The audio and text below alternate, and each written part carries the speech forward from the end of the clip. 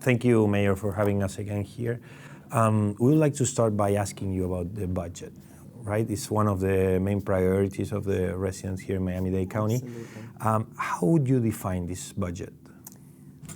It's a fair budget. It's a transparent budget. Unfortunately, we've had to make cuts in this budget because of the funds that we have received from a variety of sources that have gone down and increased demands on the budget. So we worked really hard to find a way to make cuts that would still preserve basic services people rely upon. So we are not cutting transit, we're not cutting waste, garbage pickup. We are going to have to cut some programming in parks, some of the ways that we maintain roads and sidewalks, but we are also proposing new revenues that will help to make up for some of that. So all in all, we tried to make the cuts surgical, and also to say that we have reduced the millage, the tax rate, 2 years in a row to the lowest level since 1982.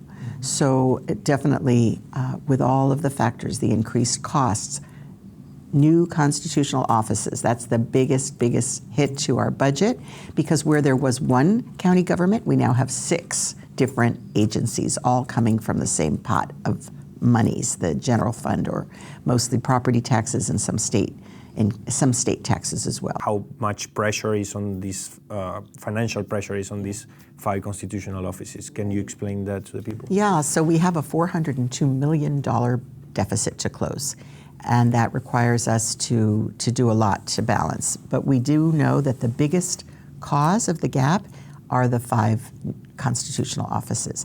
The tax collector alone's about a quarter of that amount. So we are under tremendous pressure. We cannot have a deficit budget. We can't add revenues to the budget. We can't deficit spend. We can't go to the bank and take a loan.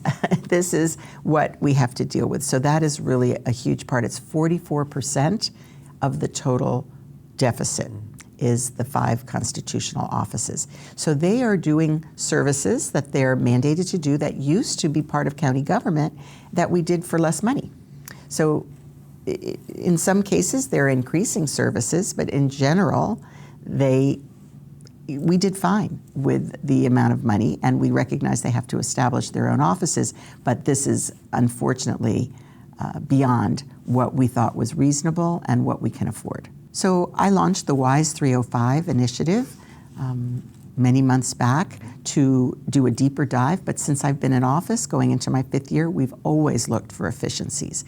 And this time round, we've combined departments for administrative savings, we've reduced costs and things that were not necessary, unfortunately things like marketing, some additional programming that is desirable but not vital. And we have been realizing savings. Even last year, we had to close a gap of $200 million.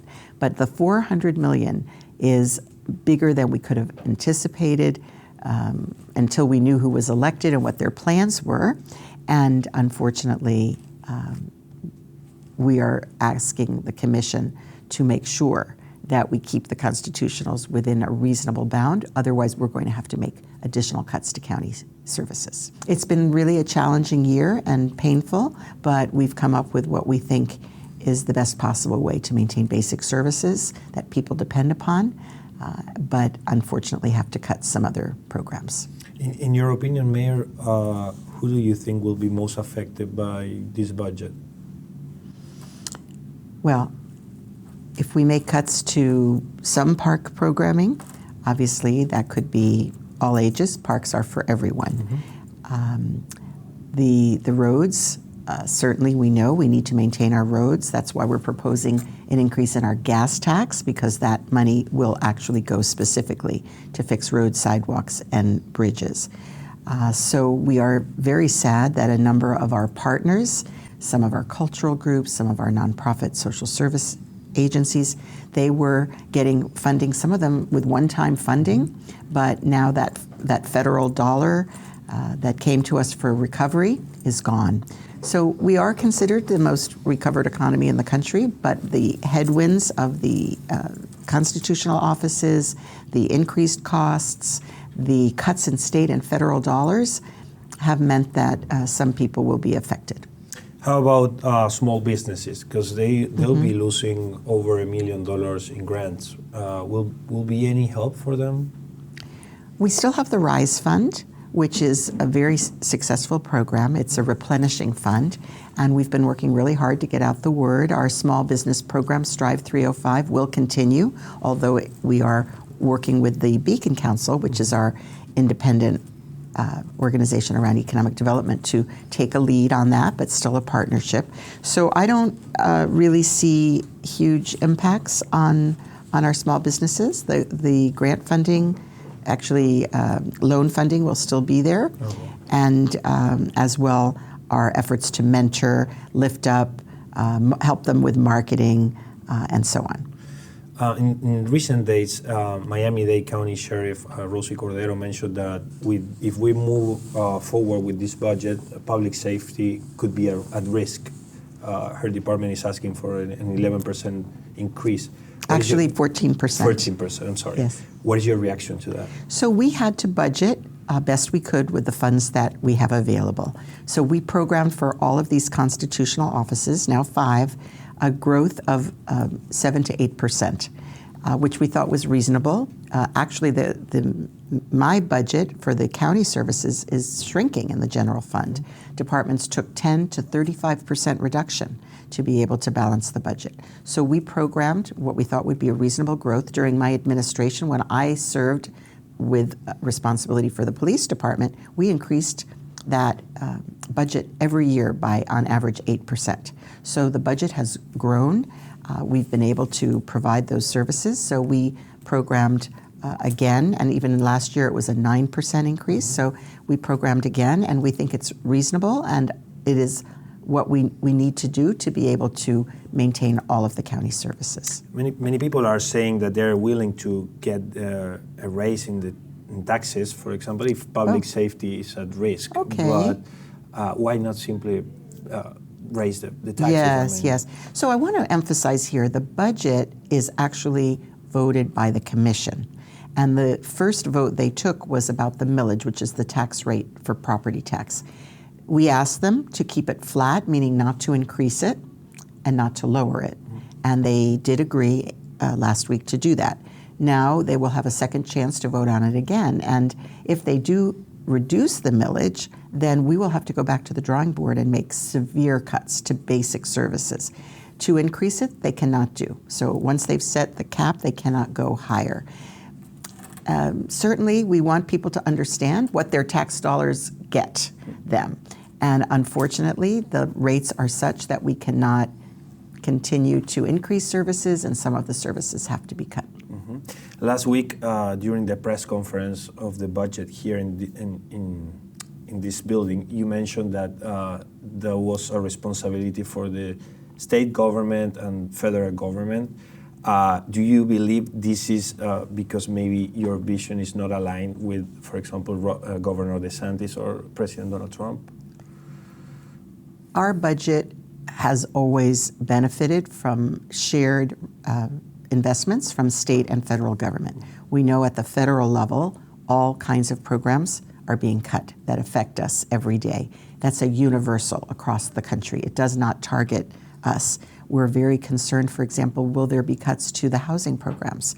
Our housing is largely funded by the federal government. We also have a local surtax on real estate transactions, which allows us to be aggressive. We've been able to double our housing budget, which has helped to stabilize rental prices and build 17,000 more and many more coming, places that people can afford to live with dignity. So that is critically important. As far as the state goes, again, those cuts were uniform in programs across the state with a certain exception.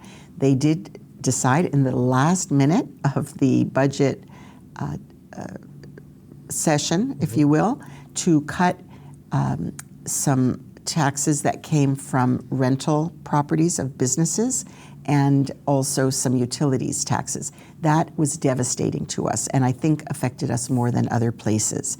So those were approved taxes in the past. They were eliminated. It led to a $27 million additional cut in our transit system.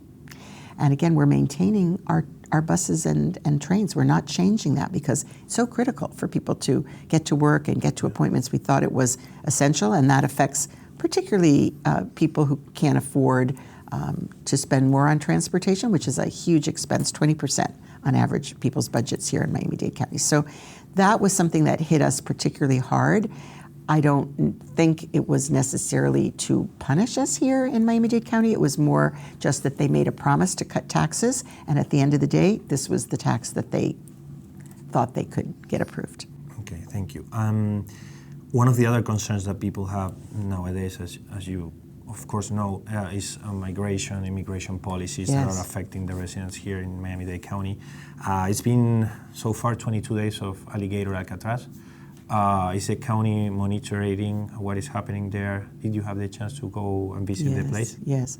So this was done by executive authority of the governor, who since 2023 has had an executive order based on immigration, allowing him to come in and take over property or other functions. And that is what was done.